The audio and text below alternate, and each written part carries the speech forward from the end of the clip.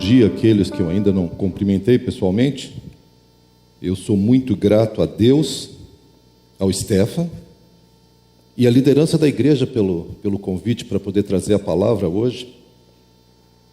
Hoje nós temos esse culto especial e talvez a maioria de nós não compreenda bem o impacto não só social do reconhecimento do ministério, mas o impacto espiritual.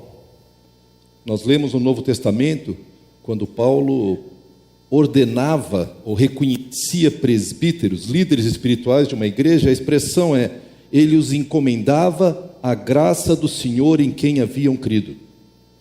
O que nós vamos fazer hoje sobre o Stefan é dizer assim: nós entregamos o Stefan à graça do Senhor em quem nós cremos. Então existe o impacto do reconhecimento local da igreja, da denominação, com vários pastores aqui presentes, mas muito mais do que isso, um reconhecimento espiritual. E pensando então sobre esse tema, eu vou trazer uma palavra que é primeiramente para ti, Stefan, mas é também para a Júlia, e é também para o Arthur.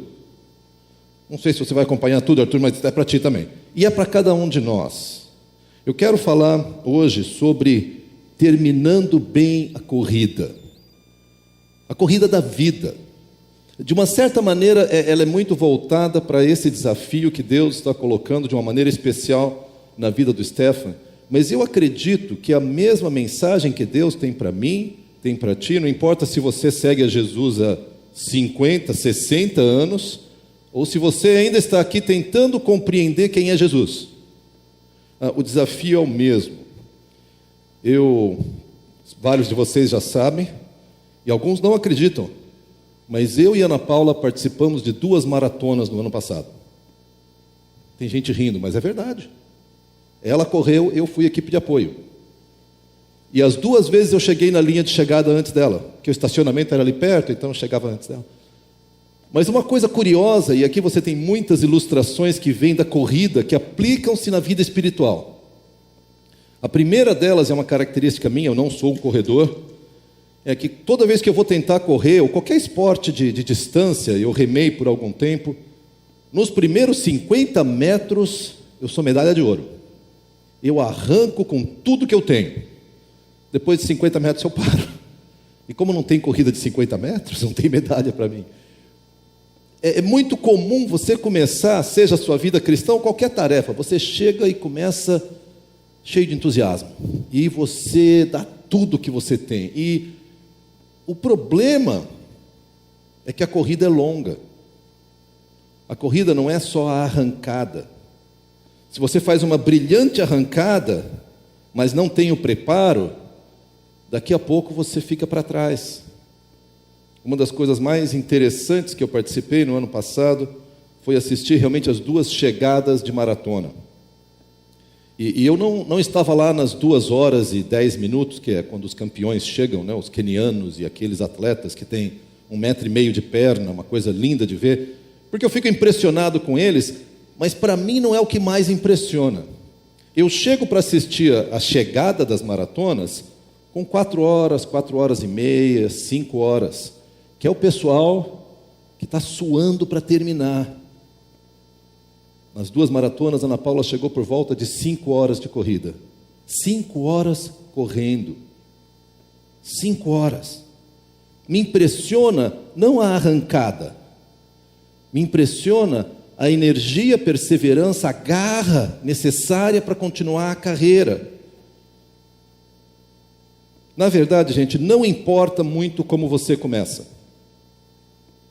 Importa muito como você corre para que você termine bem. Eu quero compartilhar com vocês uma reportagem que eu li há algum tempo atrás e que teve um grande impacto na minha vida. Eu uso isso em alguns dos estudos que eu dou. Nos Estados Unidos, todo ano, eles têm uma reportagem que sai com os jogadores mais promissores, porque os atletas profissionais primeiro jogam nas universidades. Então, quando eles chegam perto do momento de se tornarem profissionais, jogarem nos times profissionais, as revistas esportivas lançam os 10 melhores zagueiros, os 10 melhores rebatedores, aquelas coisas todas. E meio nessa pegada, nesse jeitão, no ano de 1945, final da Segunda Guerra, uma revista evangélica nos Estados Unidos lançou uma lista dos 3 mais promissores evangelistas nos Estados Unidos. Cada um deles era uma grande promessa. Cada um deles prometia, assim, conquistar a nação para Jesus. Estados Unidos terminando a guerra, muita gente voltando, muita gente em luto pela perda de seus entes queridos, tentando se recuperar. Então isso aqui era assim uma grande promessa. E o artigo era assim uma página, 2 páginas, né? Uma folha inteira. Na primeira página eles falavam do primeiro candidato e descreviam tudo que esse indivíduo fazia. O nome dele era Chuck Templeton. Chuck Templeton enchia estádios. Tem registros de apelos que ele fez que 2.000 pessoas aceitaram a Jesus. Esse homem ia para universidades, as universidades seculares paravam para ouvir esse homem falar.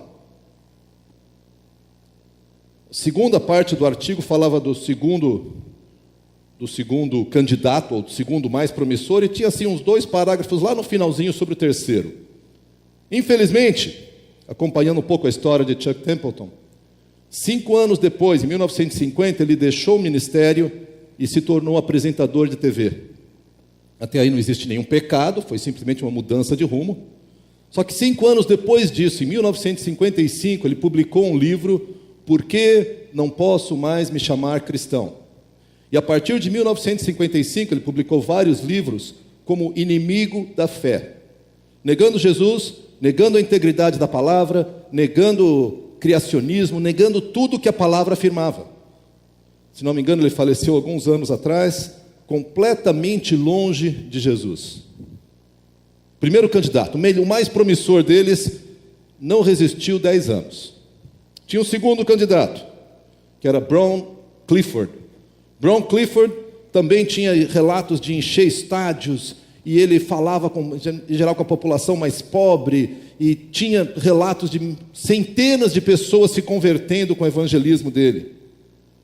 10 anos depois dessa reportagem, Brown Clifford morreu de cirrose hepática.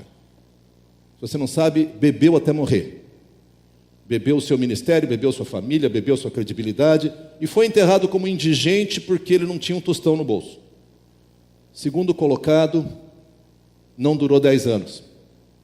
E como eu disse, no final da reportagem tinha assim 2 parágrafos para o terceiro colocado, que era esse rapaz aqui, Billy Graham.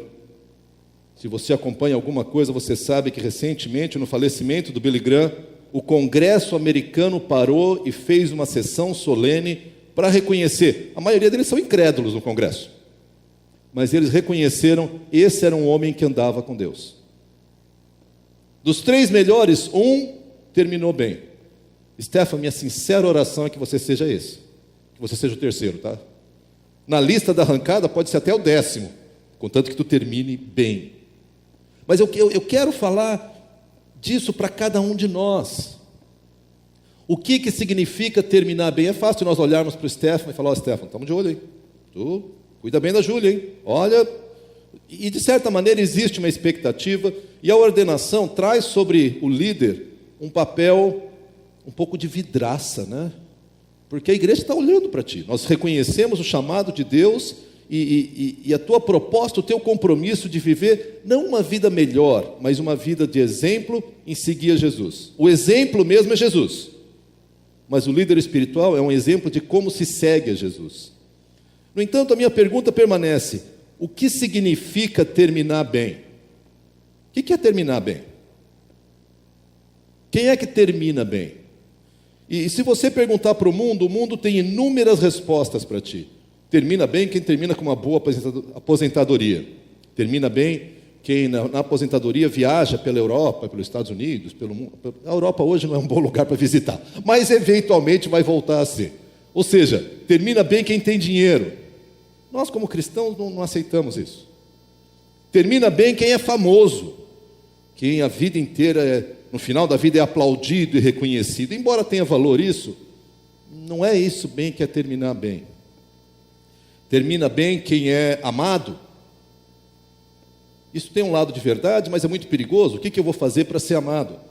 se eu vou jogar para a plateia, eu talvez seja, entre aspas, amado, ou reconhecido, ou popular. Mas será que é isso que é terminar bem? Como cristão, o que é terminar bem? Eu tenho me debruçado um tanto sobre isso. E no ano de, alguns anos atrás, o Seminário Bíblico Palavra da Vida perdeu 2 reitores. Perdeu um reitor no primeiro semestre, nomearam outro. Passado alguns meses, esse segundo reitor faleceu. A brincadeira era, eu não quero ser o terceiro, porque a coisa estava assim. Não é assim, mas assim, foi muito chocante para nós assistirmos o falecimento, principalmente do primeiro reitor, Paulo França. Paulo França tinha 10 anos a menos que eu. E era um atleta de triatlon. Ele corria, ele nadava e andava de bicicleta. E teve um ataque do coração fulminante.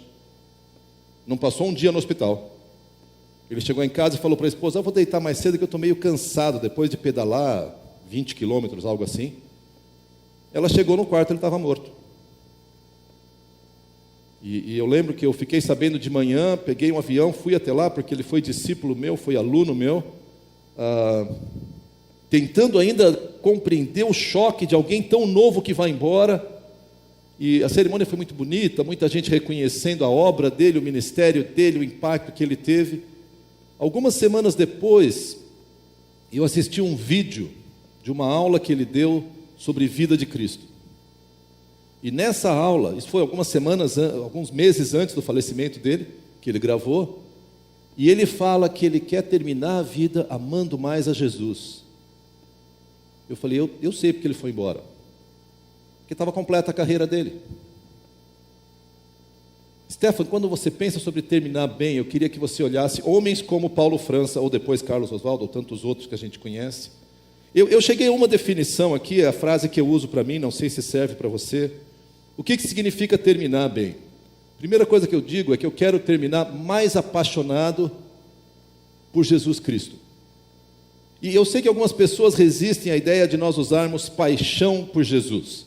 Porque parece que paixão é uma coisa efêmera, ela vem e vai, ela acaba. Mas eu vou segurar essa palavra. Eu fui olhar a origem dela, ela vem de sofrer, do latim, e na verdade a ideia é assim, é um desejo tão ardente, tão intenso, que eu sofro por isso, eu desejo ardentemente isso. E eu acho que eu quero terminar minha vida mais apaixonado, mais desejoso de Jesus do que quando eu comecei.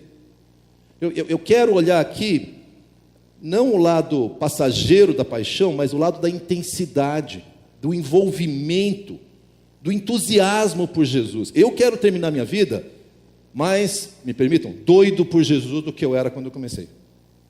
E me parece, Stefan, que isso serve para ti, serve para a Júlia, serve para todos nós. Lembra os seus primeiros dias de convertido?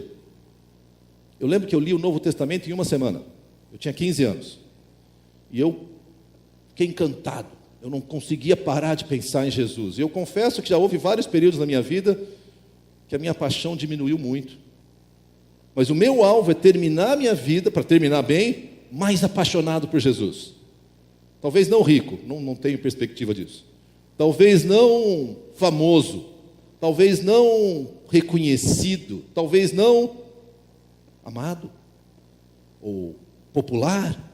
Mas uma coisa que eu quero ser mais apaixonado por Jesus. Enquanto eu pensava, eu falei, é mais que isso.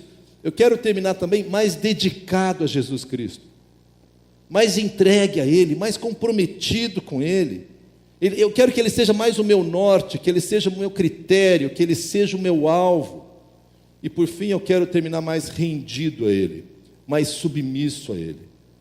Você percebe que essa é a minha definição, você pode ter a sua, que isso aqui serve para o Stefan, como incentivo e desafio, serve para mim, e se você segue a Jesus, serve para ti. Eu não sei quantos anos tu tem para terminar bem, talvez sejam 50, 60, 80 anos para alguns de vocês aqui, para mim acho que 80 vai ser difícil, mas não importa quanto tempo seja, eu quero terminar com meu coração batendo mais por Jesus. Talvez eu faça menos de fazer, de pregar por Jesus. Talvez eu me movimente muito menos. Talvez eu seja menos conhecido. mas eu quero brilhar para Jesus. Eu acompanhei o final da vida de várias pessoas que temiam a Deus. Uma delas foi meu avô paterno. E no final, ele, com a cabeça confusa, num lar de idosos, e eu fui visitá-lo no dia em que ele faleceu. Alguns dias depois eu fui lá ver, junto com meu pai, para resolver as questões todas. E pelo menos 3 dos atendentes vieram me dizer: seu Américo sorria, seu Américo agradecia o tempo todo. A gente levava um prato de comida e ele: muito obrigado, meu filho. Seu Américo era, de vez em quando ele queria pregar a palavra, e ele pregava a palavra no quarto dele sem ninguém ouvindo, tá? Mas ele pregava a palavra. Gente, isso é terminar bem. Eu não sei como é que vai ser o meu final, nem o seu, mas terminar bem tem algo a ver com isso. E eu comecei então a olhar a palavra, e eu quero olhar algumas passagens que nos ajudam a entender o que é esse terminar bem. A primeira delas, 2 Timóteo, capítulo 4, verso 7, quando o apóstolo Paulo está terminando a sua vida. Na verdade, alguns dizem que ele faleceu até 2 a 3 semanas depois de escrever essa carta. Quer dizer, é o final. Eu não sei se ele sabia, mas ele sabia que ele estava para ir embora. Se você acompanhar, a partir do verso 5, na verdade, 2 Timóteo 4, 5, ele diz assim, muita gente vai fugir da verdade, eles vão rejeitar a verdade. No verso 5 ele diz: você, porém, deve manter a sobriedade em todas as situações. 4, 5, eu estou lendo, tá? Trabalhe para anunciar as boas novas e realize todo o ministério que lhe foi confiado. Aí agora, depois de falar para o seu discípulo, Paulo começa a falar de si mesmo no verso 6. Quanto a mim, minha vida já foi derramada como oferta para Deus. O tempo da minha morte se aproxima. Ele está terminando e ele sabe disso. E o verso 7 ele conclui: lutei o bom combate, terminei a corrida e permaneci fiel. Eu quero olhar 3 lições de alguém que terminou bem. A primeira delas é a palavra desafio que me vem à mente. Ela me vem à mente porque ele usa a expressão combati o bom combate, diz a outra versão, ou nessa, na NVT, diz lutei o bom combate. Queridos, seguir a Jesus é um combate, é luta. Eu sei que infelizmente em muitos lugares a ideia de seguir Jesus é assim: relaxa, Jesus te aceita e você fica aí deitado em berço esplêndido, e existe o lado da graça. Nós somos aceitos unicamente pela graça. Não há nada que tu possa fazer para merecer ser aceito. A nossa aceitação por Jesus é um abraço eterno e amoroso. Mas seguir a Jesus, ser discípulo de Jesus, é um combate. Você combate a sua própria carne, o nosso inimigo mais íntimo, eu mesmo. Você combate as suas tendências ao pecado. Talvez você lute com ser mesquinho, ou egoísta, ou com ira, ou com amargura, ou com luxúria, ou com algum outro pecado. E você talvez vá continuar lutando até o fim da sua vida. Ou até vencer. Ainda não venci, então continua lutando. Há um lado de desafio em seguir a Jesus.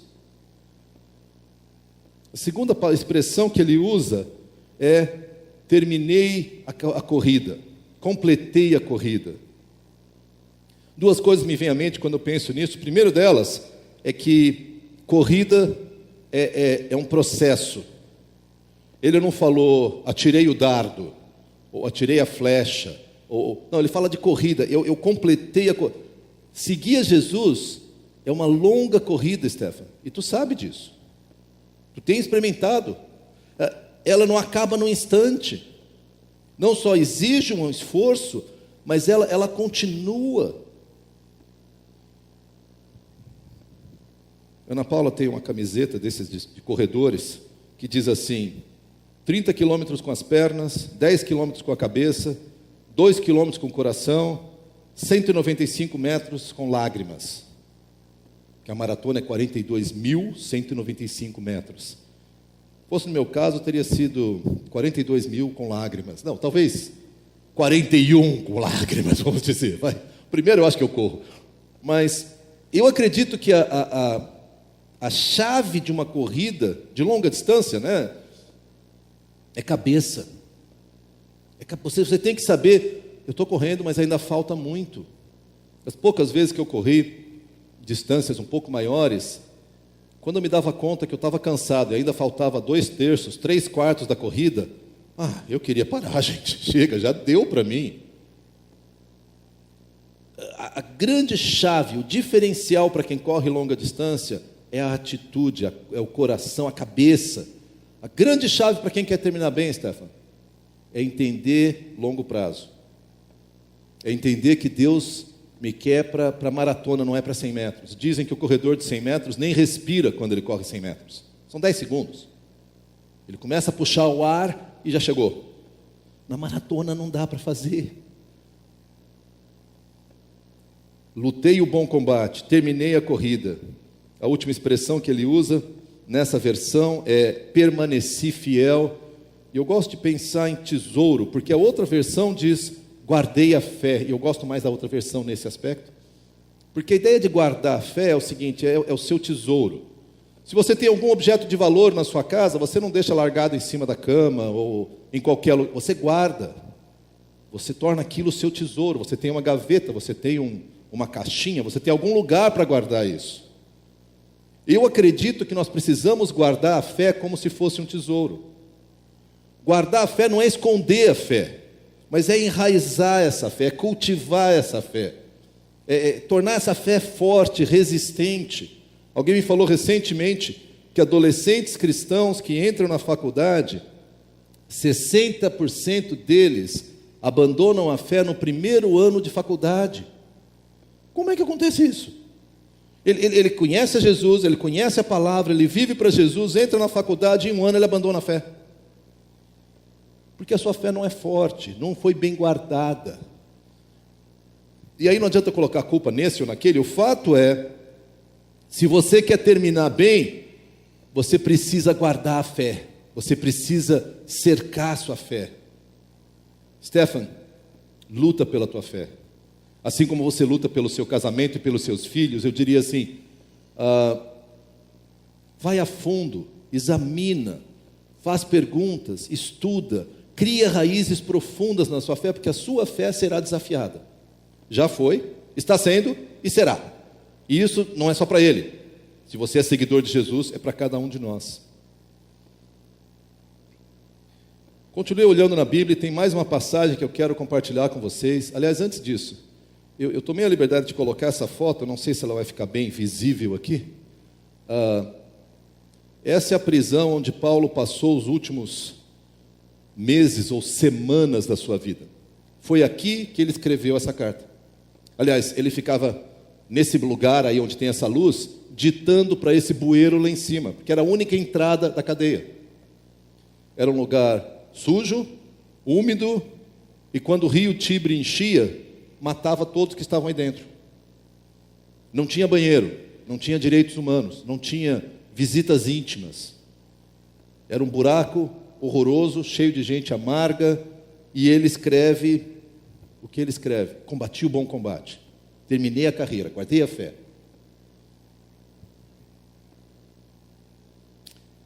Deixa eu olhar a próxima passagem que eu quero olhar com vocês, que é Hebreus capítulo 12, versos de 1 a 3. Aqui tem várias instruções, eu tentei alistá-las, gastaríamos muito tempo olhando todas, mas eu quero pelo menos pontuar cada uma delas.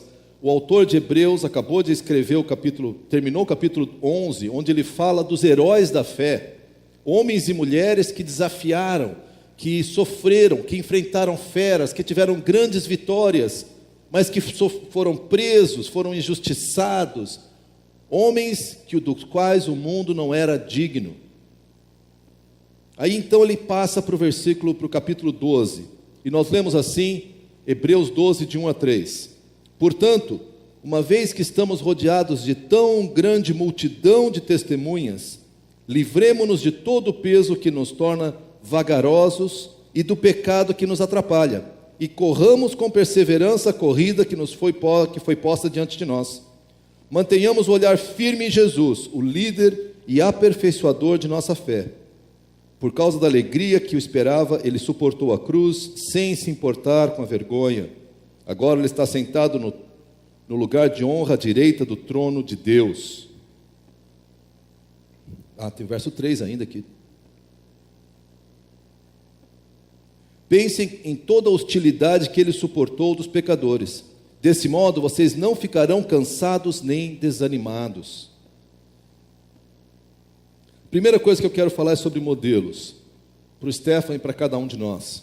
Ele diz: diante de tão grande nuvem de testemunhas, fica firme.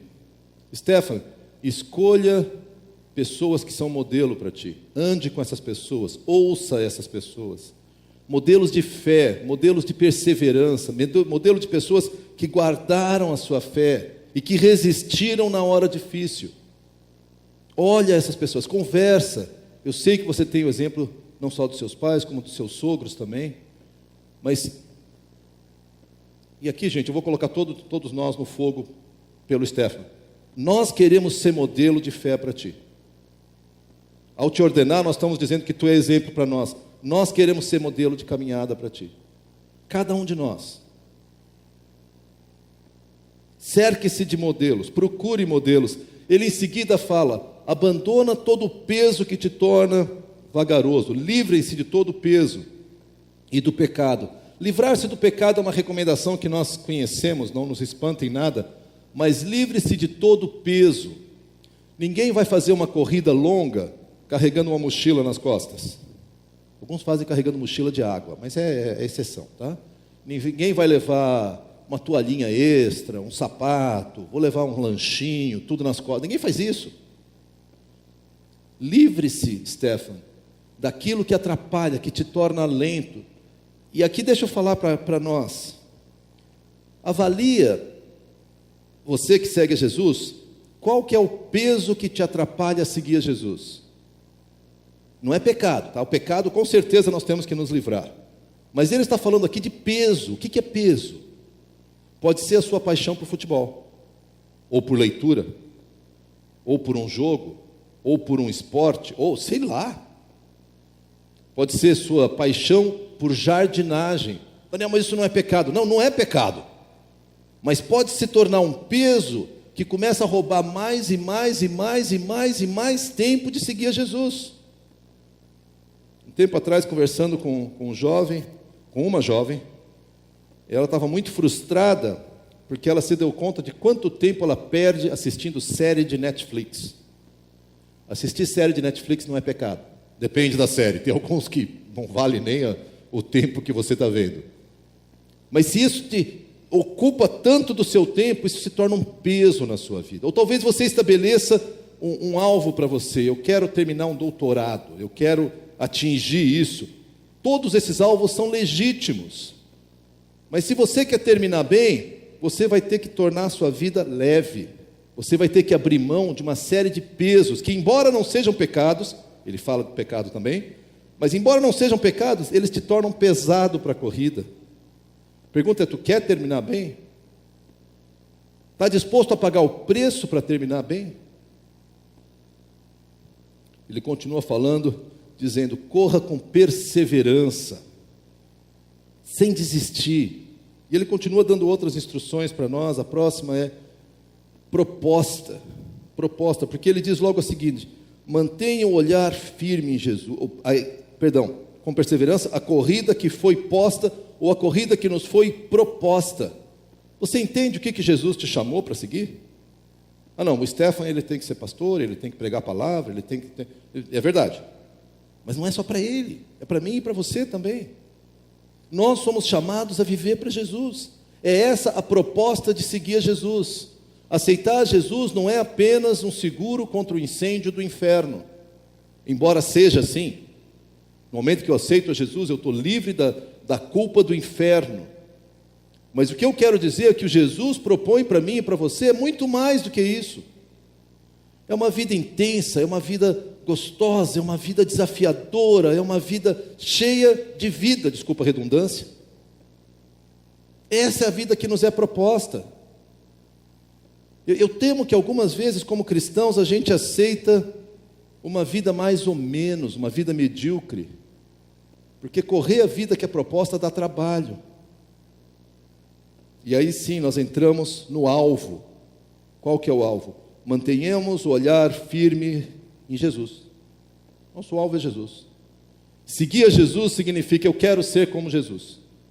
Eu quero ser como Jesus no modo como Ele trata as pessoas ao seu redor.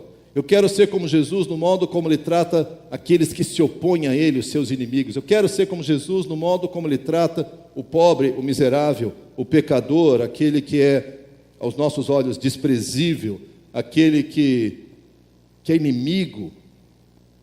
Eu quero ser como Jesus.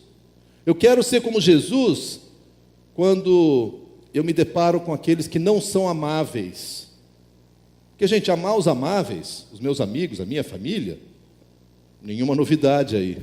Então, o nosso alvo da corrida é ser como Jesus.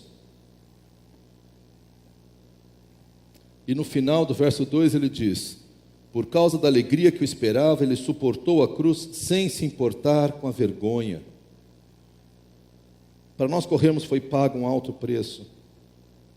E eu não sei você, mas quando chega nesse ponto aqui dessa reflexão, eu começo a sentir assim, puxa vida, está pesado.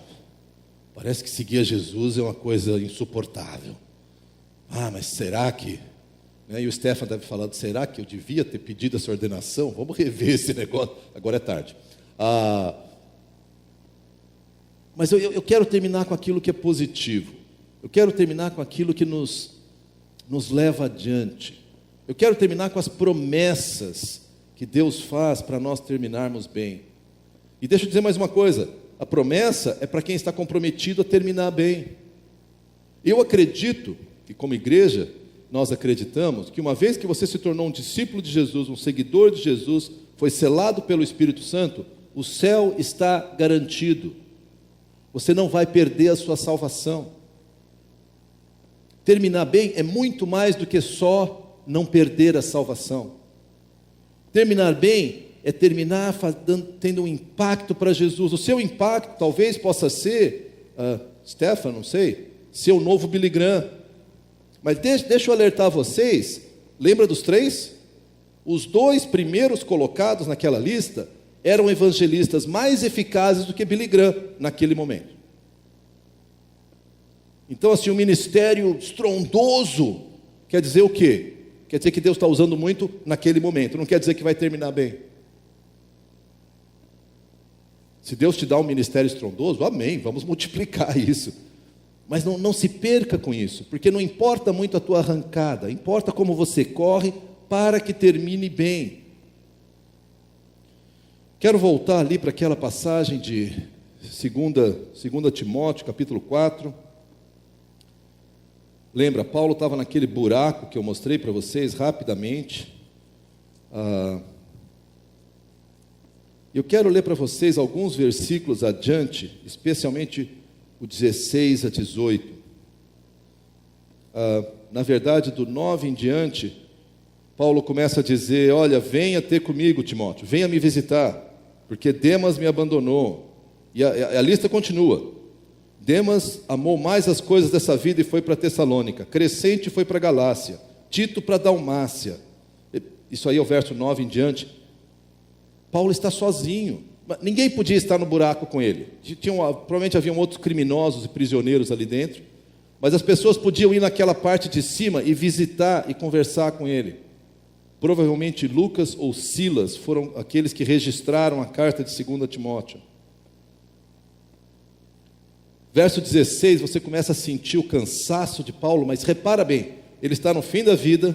Paulo tem cerca de 60, 65 anos aqui, mas já foi apedrejado, já foi chicoteado, já foi naufragado, era doente. Gente, ele estava, como o gaúcho diz, na capa da gaita. Ele estava quebrado. 66 anos com um corpinho de 85. E está velho. Ele está morrendo, ele sabe que vai morrer. E olha só, verso 16. Da primeira vez que fui levado perante o juiz, ninguém me acompanhou. Todos me abandonaram. E é nesse momento que nós, que estamos com uma idade um pouco mais avançada, temos que nos cuidar para não cair em amargura. Também, esses jovens, não respeitam os mais velhos, porque não falam comigo, porque os mais velhos ficam jogados e... Tudo isso pode ser verdade. Mas olha só o que Paulo diz, ao dizer, todos me abandonaram, ele conclui, que isso não seja cobrado deles. Percebe como ele está terminando bem? A graça que flui do coração dele, ele fala, que isso não seja cobrado deles. Verso 17, mas o Senhor permaneceu ao meu lado e me deu forças para que eu pudesse anunciar as boas novas plenamente, a fim de que todos os gentios as ouvissem. E ele me livrou da boca do leão. Sim, o Senhor me livrará de todo ataque maligno e me levará em segurança para o seu reino celestial. A Deus seja glória para todo sempre. Amém. Há 3 promessas aqui que eu quero destacar e com isso concluir. A primeira delas, pois Deus me deu forças. Deus nos coloca ou permite que a gente entre em situações que são desesperadoras, que são sufocantes. Minha oração por ti, Stefano, e por ti, Júlia, é que Deus tenha misericórdia de vocês. Eu não quero ver vocês em lugares assim. Mas eu sei que se Deus te levar lá, Ele vai junto e Ele vai dar forças. Ainda que eu ande no vale da sombra da morte, o vale continua sendo de sombra de morte, eu não vou temer mal algum. Não porque eu fiquei poderoso, mas porque tu estás comigo. Gente, terminar bem está fora do nosso alcance, se não for pela força do nosso Senhor. Se o nosso Senhor se apresenta, se o nosso Senhor está conosco, se nós estamos seguindo a Jesus, Paulo estava no final da vida, lugar horroroso, injustamente preso, e ele fala, Deus me livrou, e ele traz esse espírito de graça, não cobra nada deles, me abandonaram, mas tudo bem, mas Deus me deu forças. A segunda promessa que eu vejo é que ele diz, me deu forças para que eu pudesse anunciar as boas novas plenamente a todos, e a fim de que todos os gentios ouvissem. Ele tem um critério que traz paz a ele. Vocês vão empreender? Vão empreender. E o que vocês vão fazer? Vão perguntar por que você fica falando de Jesus. Eu imagino Paulo fazendo assim, pergunta que eu explico para vocês o que eu falo. Me fala desse Cristo que tu crê, tu quer ouvir? Oh, coisa boa. Deixa eu te dizer. Não, mas se tu falar eu vou te matar. Posso falar? Pode. Deus deu forças, não para que ele arrebentasse as cadeias e saísse, fez isso com Pedro, né? Abriu as portas para Pedro, mas no caso de Paulo, Deus deu forças para que ele proclamasse, para que ele fosse testemunha, para que ele abençoasse, como eu falei o exemplo do meu avô, ele sorria para os seus atendentes, e eu já tive o privilégio, no tempo que eu pastoreei aqui na Conde, de ver vários dos nossos irmãos aqui da Conde, nos seus últimos tempos, na sua saída, indo embora, e eu vi o testemunho de vários deles e delas, que no fim da vida falavam, eu estou pronto para ir, só estou esperando Jesus me chamar. Você fala, mas você está morrendo. Pois é, que bom, né? Ninguém gosta de dor, e ninguém anseia pela morte por si só. Mas quando você anda com Jesus e você quer terminar bem, a morte não te é cara, porque para mim o morrer é Cristo, é glória, o viver é Cristo. Para mim, o ir embora é alegria, é descanso. Por fim, e eu preciso terminar com isso, esperança. Paulo não era um alienado, um masoquista que queria sofrer. Ele diz que Deus me livrou da boca do leão. E no caso, gente, eu acredito que era uma expressão muito verdadeira, porque cristãos estavam sendo jogados para os leões. Não sei se é uma coisa assim, figurativo, ou se ele falou, decidiram que não vão me jogar para os leões, vão só cortar minha cabeça. Entre os dois, se eu tiver que escolher, cortar a cabeça mais rápido, parece, né? Não sei. De qualquer maneira, Stefan, Deus vai ter força para ti. O critério de sucesso é se você vai aproveitar as oportunidades para louvar o nome dEle, para proclamar o nome dEle. E por fim, 2 Timóteo 4,18 diz assim, sim, o Senhor me livrará de todo ataque maligno e me levará em segurança para o seu reino celestial. A única reação diante disso é a última frase, a Deus seja glória para todos sempre, amém. Porque o Senhor vai nos livrar de todo ataque maligno, o que não quer dizer que você não será preso, e não ser, tudo isso vai, ataque maligno, gente, é aquele ataque que nos rouba a fé, que nos faz afastar do Senhor Jesus, que nos faz envergonhar o nome de Jesus com o nosso modo de proceder. Paulo falou, Deus me livrou de todo ataque. Você fala, Paulo, você está num buraco nojento, condenado à morte. Pois é, Deus me livrou de todo ataque. E um dia Ele vai me levar para o reino celestial.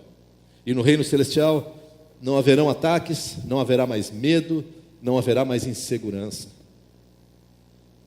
Stefan, e por tabela Júlia, esse é o chamado de Deus para vocês. E essas são as promessas que Ele tem para vocês. Essa esperança é o que move. E vão haver noites escuras. E as noites escuras podem ser coisas tão passageiras como a doença de um filho. Eu disse passageiras, não leves, tá? Noites escuras podem ser situações de ministério em que vocês se sentem traídos ou desvalorizados, ou contrariados. Mas a nossa esperança é muito maior. E não só para Stephanie e Júlia, para cada um de nós. Eu quero terminar bem. Eu acredito que a maioria de nós quer terminar bem. Defina o que é o seu terminar bem. E lute corajosamente, intensamente, apaixonadamente para terminar bem. E o nome de Jesus será glorificado.